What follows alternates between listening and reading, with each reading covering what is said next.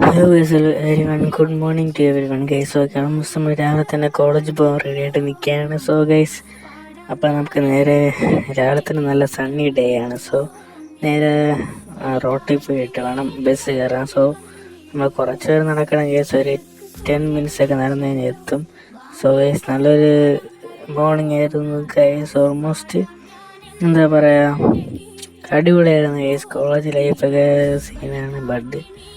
Okay, ഏകദേശം അന്നൊരു നല്ല ദിവസം തന്നെയായിരുന്നു. ഓക്കെ, ഈവനിങ് ആയപ്പോൾ നമ്മൾ തിരിച്ചു വന്ന് ഗൈസ്. ബാക്കിയുള്ള വ്ളോഗൊക്കെ വേറൊരു വീഡിയോയിൽ ചെയ്യുന്നതായിരിക്കും.